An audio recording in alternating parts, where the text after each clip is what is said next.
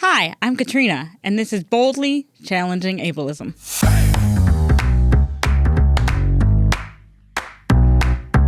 I'm your host, Katrina Simons. I'm the Community Program Specialist at the Institute on Community Integration at the University of Minnesota. This program explores various topics that impact people with disabilities in our community. Each episode addresses a different aspect of our society within the context of ableism.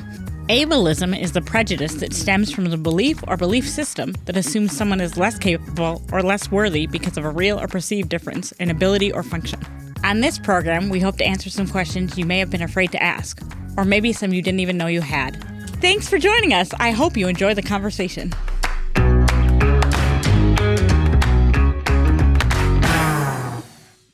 Hi, everyone. Thanks for tuning into Boldly today. Hope you're having a good day. I feel like those are harder to come by these days, but I hope you're having one. Today, we have two shorter episodes for you. We have Ed Bartz and Michael Sack. Ed Bartz is a disability advocate that lives in New York, and Michael Sack is a local disability advocate that lives here in Minneapolis. Their episodes are a little bit shorter because they use augmentative and alternative communication devices, or AAC. And how those work is instead of using your mouth to speak, you use like an output device, for lack of a better term. It's usually a designated device or an iPad. And sometimes they used to have like pictures that you could use to communicate. But so instead of using your mouth, you would select what you want to say on whatever device you're using, and they can set it up in any number of ways. But when people are using that to speak on our podcast, we send them the questions a little bit earlier, and then they program their answers into their device. And so that's why we couldn't supplement with additional questions when they were done with the questions we had sent them, because they did not have those, they would not have had those answers programmed into their device. So AAC is pretty cool, and you can learn a lot about it, and you can do a lot of things with it. I am not an AAC expert, and if you want more information from an expert, you should either go on YouTube and hear an expert talk about it, or if you're worried about yourself or someone you love needing an AAC device or wondering how they might work for someone, you would go to a speech and language pathologist, and they have tons of assessments they can do, and it's a long process, but it's definitely worth it. Something interesting is that Ed would have started his advocacy work without the ability to use an AAC device that was as efficient as the one that he uses now. And so that's really interesting because Ed's a little bit older. There's also a lot of research that says that using AAC for people with language difficulties, which is like difficulties populating the speech that you want to use in your brain, that using that can actually help language develop faster if people are having communication difficulties. Both Ed and Michael have been able to do really, really, really effective advocacy work using AAC devices. If there was something that I could have done differently, I would have had them time the amount of time that their answers took to play off of their device so that I could ask them the appropriate number of questions, but it's season 1 and I didn't do that. I apologize, and I will fix it in season 2 if there is a season 2. So thanks again for tuning into Boldly. We're really enjoying seeing what people think of this show, and we really appreciate you listening. And again, if you have questions about AAC, please go to an expert and don't go to me. We hope you enjoy the episode, and we're keeping our fingers crossed for season 2. All right, welcome to Boldly. Thanks for joining us today. We hope you're having a good day. Our guest today is Ed Bartz, and he's joining us from the state of New York. Welcome to the show, Ed. Can you tell us a little bit about yourself? Hello. Thank you for having me as a guest. Let me tell our audience a little about myself. I live in Troy, New York. I have cerebral palsy and receive services from Red Sailor ARC. The DSPs who help me on a daily basis help me with my daily routine, going to meetings and various appointments. As they are doing their job, they seemingly tolerate my sense of humor along with me singing to the stereo in my van. I listen to mostly 80s and 90s pop because I know most of the words. Like most people, I make up what I don't know. Thanks for that. What sticks out about your childhood? Well, growing up, I never imagined owning my own van. I am paying off a 2014 Honda Odyssey. This is my favorite investment. I have the freedom to come and go as I please. Okay, where and when did your advocacy work start? I started my journey as a self-advocate at a very young age. This wasn't easy. My natural speech can be difficult to understand and has become more difficult for me to produce as I have gotten older. I am using my communication device to tell my story today. Without this device, I would be trapped inside my head. A scary place to be for anybody. Growing up, my living situation varied from rehabilitation hospitals, nursing homes, living with a friend, and so on. Each move helped me develop in one way or another. I learned what I did and didn't want with each new chapter. Getting people to stop and listen and hear wasn't always easy. I didn't have my communication device until I was 30. I was under the impression that people would always take the time to understand my natural speaking voice. What changed my mind? You may be asking yourself. My wants, needs, and desires became more detailed and complex. I had to think about how to get my thoughts out faster to make myself accessible not only to people I knew but to people who had no idea who I was. Communication is essential in gaining employment. Excellent, thank you. Social media has made a big impact on lots of different types of advocacy and activism. What are some positives you've seen or experienced from that? Again, continuing to make people aware of the challenges I and others like myself continue to face. Advocacy work starts out to be trying to get things for yourself, but you soon realize that there are others with the same wants and needs. Great, excellent. You are someone with a lot of wisdom around the disability justice movement. You've been a leader for a while now. What can you share with people who want to be good allies in the disability justice movement? I am known as a trailblazer. I have done and continue to do things other people in my situation just dream about or can't even fathom. What drives me? Knowing that I am in a country where all people are said to have equal rights. As we know, regardless of our status in this day and time, we are finding we have to fight for those equal rights. I am currently advocating for an agency to support my girlfriend and I to live together. Money is the backbone of any new undertaking. In New York State, this is definitely a huge issue. Agencies are reluctant to create and begin new programs and projects. That being said, we are willing to trailblaze once again to obtain our dreams. Thank you for that. Do you feel hopeful about the future of disability services? I know I can't stop asking for what I need and want. All right, Ed. Last question. What do you want us to remember from this interview? Thank you again for asking me to be a guest. What I would our listeners to put in their back pocket is, your dreams and goals justify just yours alone. It takes lots of work and energy to help people get you where you want to be. All right. Well, thanks, Ed, for joining us. We're really happy you could be here. We know we put you through a lot. And thanks to our listeners for joining us here on Boldly, and we'll see you next time.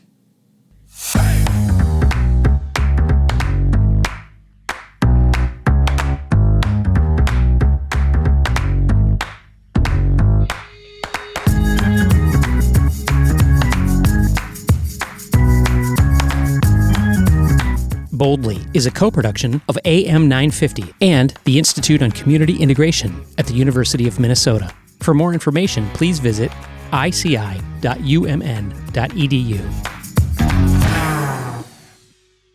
All right. Thanks for tuning into Boldly today. Our guest today is Michael Sack, a local activist here in the Twin Cities. Michael and I have crossed paths a couple times in recent years, but we don't know each other very well. But we're so excited to have him here on Boldly, and we'll let him tell you more about himself.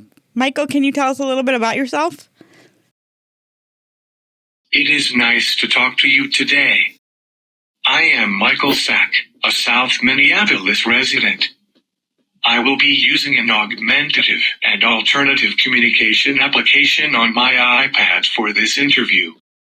I currently serve on the Minneapolis Advisory Committee on People with Disabilities and attend RISE Incorporated, a rehabilitation program for adults with intellectual and developmental disabilities.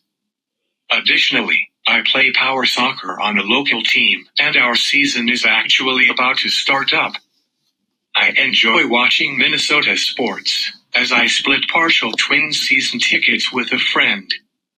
And Michael, you play power soccer, and I think you've been doing that for a number of years. I'm not sure how many years. About 13 years. 13 years? Yeah. Okay, cool. And I'm just going to briefly tell people what power soccer is. Power soccer is like regular soccer, except the ball is bigger and you use your chair, right, to drive it from goal to goal and to keep it out of the goal. Yes. Yep. So one thing that's really cool about power soccer that's not true about all adaptive athletics is that people with more significant disabilities can now have a chance to participate and play and be in sports, which is something that had been a hard thing for quite a while. Yes. Yep. Okay. Thanks so much for letting me know that, because I don't play power soccer, so I wasn't sure exactly if I was right. But thanks for confirming what I said. Yes. And we hope you have a great season. Thank you. Can you tell us what kinds of advocacy you're involved in, Michael? I have had numerous opportunities to build up my disability advocacy skills. During the 2020 election cycle, I was a volunteer on Emma Greenman's State House 63B campaign, assisting with voter accessibility, where I created a voter guide for individuals who have disabilities and managed a Facebook page about accessibility at the polls. A year later, I worked for Sheila Nizhat's Minneapolis mayoral campaign as a disability policy and engagement consultant. I researched disability policies from around the country, created her disability platform, and provided guidance on how to reach voters with disabilities. In June of 2021, I founded the Minneapolis Sidewalk Repair Hunters, a community-led effort to locate and report inaccessible sidewalks and curb cuts, such as heaves, that could impede access to someone who uses a mobility device, wide cane, or stroller, as well as every pedestrian.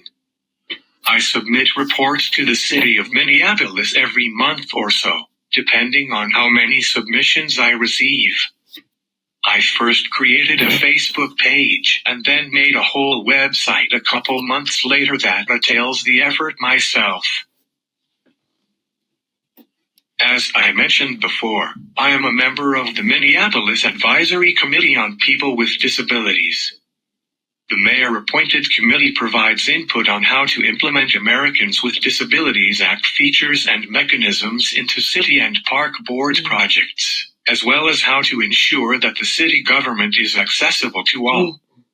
I have made several suggestions that would enhance accessibility to a variety of projects. In August of last year, I helped a freelance writer with an article about 2 electric poles that were blocking sidewalk access on Excelsior Avenue in southwest Minneapolis. I didn't actually help write it, but I assisted her with analyzing the area and providing an example for visualizations. The writer contacted Xcel Energy and the company ultimately removed the poles. Wow, that's exciting. I go to the Menards on Pryor Avenue in St. Paul, and they have a pole now in the middle of the sidewalk, and I used to just be able to go, cut across the parking lot, but they put a fence around the parking lot so you can't cut across it. And so that, like, now it's super dangerous for me to go to Menards. Not good. I mean, I still do it, but yeah. So I really appreciate your work with the telephone poles in the middle of the sidewalk. Thank you. Okay. So, Michael, can you tell us how and where your advocacy happens? I mostly do my work either on my computer or iPad, so I can keep up with things while riding Metro Mobility. I sometimes roll around looking for sidewalk deficiencies. Our committee meetings are held virtually on the third Wednesday of each month, so I just go into my bedroom and join on my laptop during our gathering. Whenever news organizations request interviews, I either have the interviewee send me questions via email or set up a Zoom session so I can use my AAC application. Last spring, I was interviewed by Gordon Severson from Car 11 at Rise about the Minneapolis City Council's decision to delay their transportation network company ride-share ordinance. Wow. You're like the busiest person I know, and it's pretty difficult for you to get places sometimes, I would imagine, with the snow in Minnesota. Yes. Yeah. Wow. Way to go. Can you tell us what drove you to be an activist? I feel like I have been a disability advocate for a while. I co-managed a blog for over a decade with a friend titled Two Men On that covered accessibility and disability-related topics, as well as baseball and the Twins. I have also written numerous opinion columns about disability and accessibility issues for various publications. Realistically, though, my skills and interests spiked out of boredom in the early stages of the pandemic. It wasn't until when I first met with my current city council member, Emily Kowski, in late 2021 that I heard of the advisory committee. Right then I knew that being on the committee was right for me because I could bring in my expertise and personal experiences to provide meaningful input to projects and programs. That's great. And advisory committees, I say this as both someone who respects them and someone who runs them. They really are really important for people to be on, and they do a lot of really good work. So thank you so much for spending your time on being on the advisory committees. Can you tell us what is the most frustrating thing you've encountered in your advocacy this far? Honestly, not much has been frustrating. As the city staff have gotten to know me and with the addition of Minneapolis's first community specialist for people with disabilities last year, things have gone mostly smooth with my advocacy happenings. The city's response time has been much faster when I report sidewalk obstructions. In addition, having made an early connection with my city council member has been extremely helpful as she is supportive of making the city of Minneapolis accessible and welcoming for everyone. If I had to choose one frustrating situation, though, it would have to be trying to convince state legislators that more state funding is necessary to improve accessibility across the state. Constituents ask for a lot of help and provide a wide array of suggestions that representatives and senators need to sort through and decide which ones to put in bills. For a couple years now, there has been a bill that has been introduced that would provide $5 million to enhance sidewalks and fund other ADA projects in Minneapolis. That legislation has not been passed yet, but I am hopeful since it would benefit everyone if the bill becomes law soon. Yeah, and it's a budget year in the legislature this year, so who knows? Yes. And also, the Trump presidency is going to start, so also, who knows? Yeah. Both things. So we'll see. It's like a toss-up. Can you let us know how people without disabilities can support your work? The whole community, those with disabilities and those who are able-bodied, should realize that making accessibility improvements to sidewalks and infrastructure benefits everyone.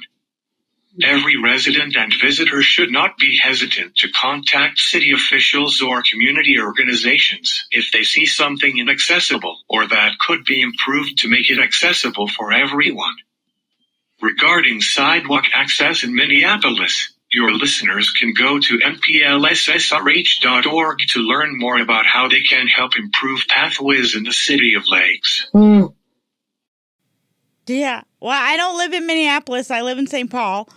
But I always say, because you know how in the snow, they always shovel all the snow onto the wheelchair cutaways? And I always say, well, if you shovel that snow so that people can get to the cutaways, that doesn't just help people in wheelchairs. It helps people with strollers. It helps people with an unsteady gait. It's probably just good for even like athletes because ice, when you're walking into the street, is not a good idea. So all this work helps everyone, not just ourselves. Can you tell us something positive or gratifying about your work? I will tell you about an accessibility victory that happened this year that was initiated by me. Last December, while browsing the Minneapolis Park Board website, I noticed that a $35 million redevelopment project was in the works for North Commons Park, which will include the first 3-court field house to be built in Minneapolis. I immediately contacted the project manager to set up a meeting to discuss the importance of incorporating adapted athletics into the plans. After our initial conversation, he set up a meeting with representatives from the United States Power Soccer Association, Midwest Power Soccer Association, and Courage Kenny Rehabilitation Center. In the initial design, the only way to get down to the below-grade field house was either by stairs or a small elevator. The 3 adapted athletic advocates recommended adding an indoor ramp for another way to get down to the courts. The project manager said that he would bring the suggestion up with his design team but made no promises. When I received the next update about the new development, an indoor ramp was added and there was a design concept created. The project is supposed to start sometime next year. I was so grateful and thrilled that the project team listened to the adapted athletics community. The new facility has the potential to be a big boon for adapted sports in the Twin Cities. Yeah. Well, wow, that's such a great story, too. It has so many layers to it. If it's okay with you, I'm going to ask you one more question, but I think I'm going to turn it into a yes or no question so you can, because it's not on the sheet. Is that okay? I've asked a few. Okay. So I'll just stick to the sheet then. I was just wondering what you want your take-home message to be for the audience. Creating an accessible world can't be accomplished by just a couple people working hard. Everyone has to do their part, no matter how small it is. Advocating may seem time-consuming when nothing seems to be getting done, but when speaking up succeeds ending in an accessibility gain, it definitely feels like the effort was worth it. As winter approaches and snow falls, a great way to start is by helping your elderly and disabled neighbors shovel their sidewalks. Keeping sidewalks free from snow is super important for safety and provides a smooth and clear route for users who use mobility devices. When snow is piled up near curb cuts, it is nearly impossible to access it, and a wheelchair could potentially get stuck, causing a dangerous situation. I will end by saying don't be afraid to speak up and communicate with your city council members. They are extremely helpful, but members just need to know how they can assist. Council members are the key to making cities accessible and inclusive for all, and making connections with them is a must to further disability and accessibility awareness. Well, thank you so much, Michael. Thank Can you. I also just add that I think shoveling the sidewalks is also the law. Yes. So it's always good to follow the law also. Well, thanks so much for coming today, Michael. You are quite impressive. You've done a lot of things. I'm going to need to go home and get my shovel out. And make sure you tune in next week to Boldly because we've got a lot of great guests coming. And again, we want to thank you, Michael, for coming, and we hope you have a great rest of your day. Thank you. And nice to be here.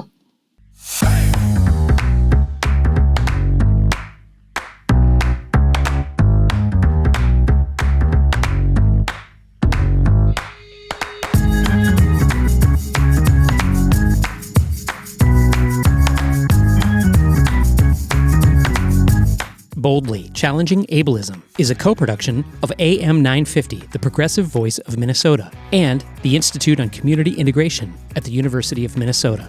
For more information, please visit ici.umn.edu.